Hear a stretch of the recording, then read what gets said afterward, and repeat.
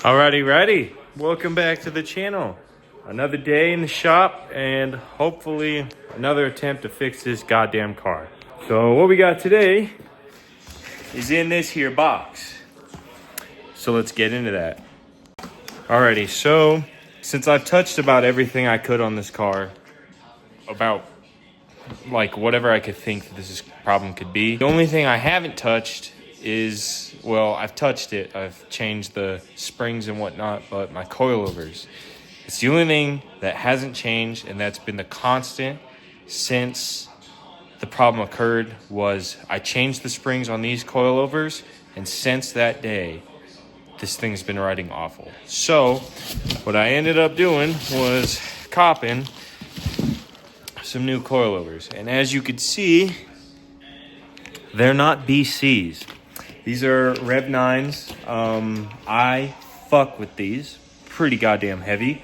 I've had them on countless cars. I've had them on 3 Hondas. I had them on my RSX. I have them on the S13. Had them on my E36 and my E46.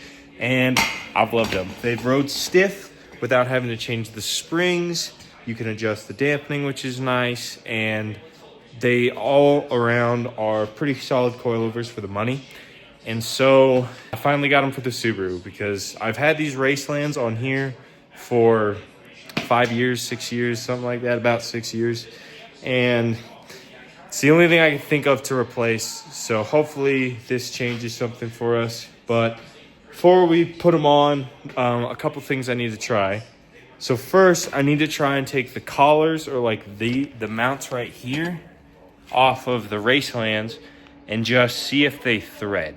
The reason for that is if they can thread, then I don't have to slot the top camber bolt hole, and that gives me the ability to potentially return these if they're not the issue and it's not the coilovers.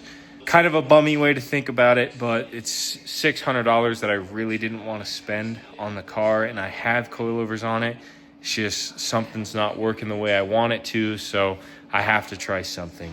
And if it doesn't, I'm just gonna bite the bullet and accept it, and then I'm just gonna slot these camber bolts, and then from there we're gonna dial in fitment. I hope that this will get low enough without having to change the front springs, because that was the issue I was having with the front on these. I got pretty low before. I don't know what my spring length was, but I know that these springs are longer than the springs that I had that I replaced on the front of this. And so if they're not, it'll be fine because I still have these 6-inch springs that I could throw on there. But I don't know if the body's a different size. Like, I don't know what the overall length of this is in comparison to my current setup.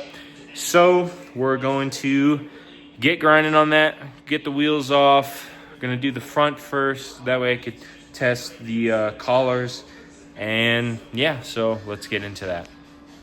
All right, so off the bat, learn a couple things. First off, this does not fit on the new coilover, so I'm gonna have to slot these ones. So in it, these are now mine. Second thing is, as you can see, the Racelands are 1/2 inch to 1 inch, somewhere in that range, shorter inherently. So that's not that great because I was already having a problem being that low and hitting my axle. So there's no way I could be near as low as I want to be with these springs on. So I'm kind of tempted to just off the bat swap the springs. It's already out. Shouldn't really affect it too much. So I think that's what I'm gonna do now, is I'm gonna swap the springs and again, give this another try. Hopefully it can go as low as I need it to go. I think it should with the spring changing, but we'll find out. So I'm going to do all that. I'm going to swap everything over, get everything taken care of, put it in, get it to a reasonable height, and then we'll go from there. Alrighty, done. Got the coilovers on. As I mentioned the last clip, there was an inch difference between my old coilovers in the front and my new ones. And that is translated to me having this fitment maxed out. Like, I can't, if you look in here, you see how close that is to the axle boot? Like, I'm maxed out, I can't go any lower, and it's about almost 3/4 to an inch higher than what I want.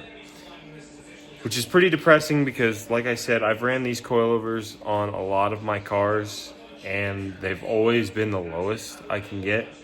And it's pretty disappointing because now I kind of just, if this fixes the problem, I either have to just live with shit fitment, which I don't want to do, and I can't get any shorter springs for it. There's literally nothing I can do besides going on washers or something like that, which I'm not fucking doing.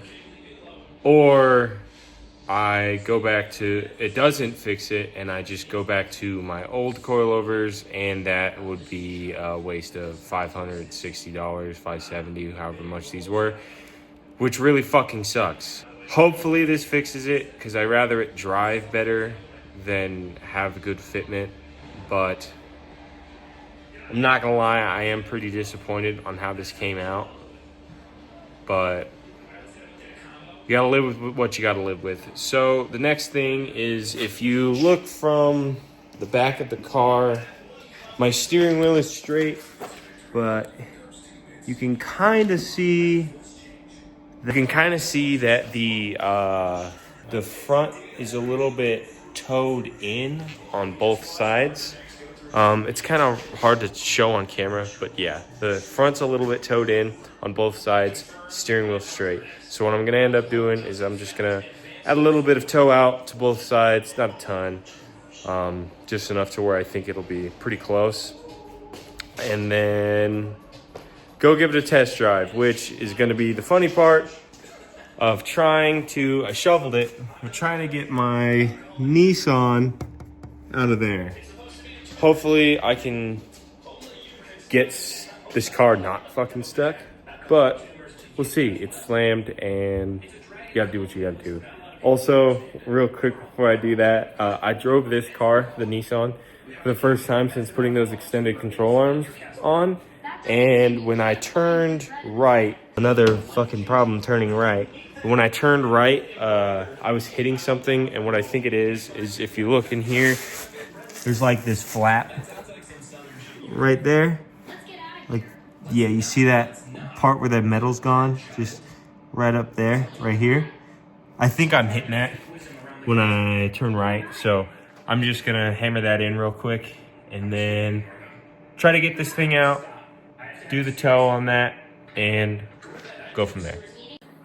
Alrighty, I have no idea where I left off last video. So obviously you guys will see that in the progression of the video, but drove the car around, drives great now with the new coilovers, fantastic. But like I said, my fitment's ass right now. So what I'm gonna do is I'm gonna slot this side a little bit more so I can go a little bit more camber, but I'm also going to take the preload off of the spring so I can go like an inch farther down.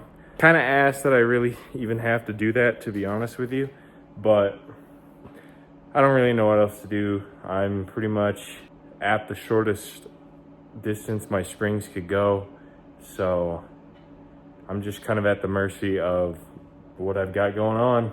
So what I'm gonna do now is I'm going to take the wheels off. I'm also going to polish them, and then after I'm done doing this to the front, I'm going to take you guys out and hopefully try to show you guys my methods on how to shoot this car, like what I do for like reels and just Instagram pictures and shit. So let's get this front done. I know this video hasn't had a lot of actual footage of me doing anything, but it's all shit that you guys have seen over the last like 3 months of just me taking coilovers out, putting them in, adjusting them, yada yada yada. So I'm gonna get that done, and then we'll get to taking this car out and taking some pictures of it.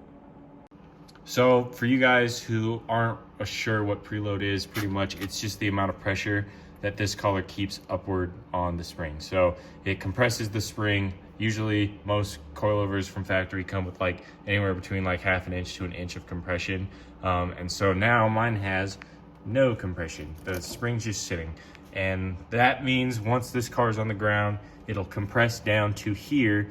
And if I hit a really, really big hole and this car catches a lot of flight, and when this, when the coilover decompresses, then this gap might like come into play. But for the kind of driving that I do, you're never really gonna like feel this, or like this gap will never come.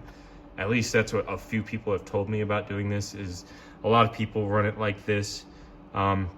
Like I said, I don't really have that. Like you could see, this is the amount of threads I have. I guess I could go with a 5-inch spring, but I really don't want to spend $200 on another set of springs for this. So I'm just gonna do it this way, see how it rides. And if it does ride like ass, then I will get some Swift springs that are 5 inches. But if it rides fine and it doesn't fuck anything up, I'm just gonna leave it like this. So next I'm gonna do is just, you can see kind of, there's a little bit of a gap right there.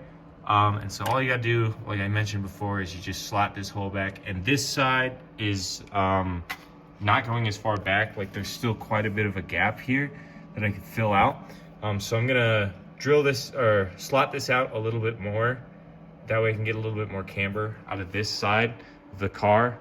And that way I can fit my wheel. Cause right now the edge of my tire is just sitting like about even, and I want it to sit even with the rim of the wheel.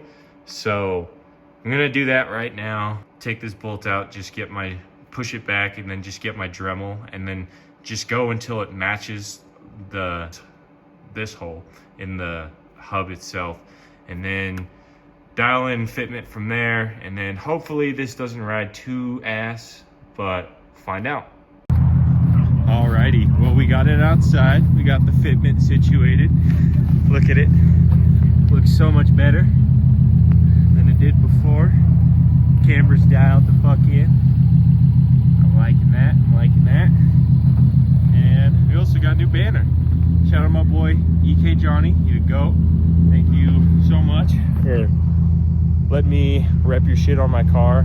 Love supporting the homies. So now we're gonna take this thing out and hopefully get some reels, get some good pictures. But lighting's pretty ass, so we might have to go somewhere with light, but let's go see what we can get. Well, another attempt with this thing, another failure. So I took it around, and once I got up to 40, it started to ride like my old coilovers did and just rode like shit. So I can't have good fitment on this thing or something. I just have to put the preload back on and just have bunk fitment again. But I tried so hard with this thing. I didn't get any reels. I just got a few photos. I'll put them up now. And that's probably the last time I'm gonna have like decent fitment like this until I can get, I don't know, different coilovers in like 2 years or something like that. It really does suck, but there's really not much I could do, to be honest with you. Like, I just have to accept that it's gonna be like this. I want the car to ride nice. I like it. Also was pretty bouncy, which like doesn't bother me a ton, but when the car drove so great before, it makes it really hard for me to want to drive it like that. So I'm just gonna go back to the fitment it had before. And then honestly, if you keep up with my Instagram, at Steely the WRX, I was saying that I wanted to get more of a track fitment going with that car. So maybe that's just what I'm going to end up doing. Not because I don't like the camber and everything like that. I actually would not change it if I could, but if it's over being able to go over 40 without the car shaking like a motherfucker, and just not have good fitment and being able to drive it all the time, I'm gonna choose that. So Fortunately, that's going to be it for this video. Sorry it wasn't too detailed or anything like that, but hope you guys have a good one, and hopefully in the next video you guys will see me doing something cool.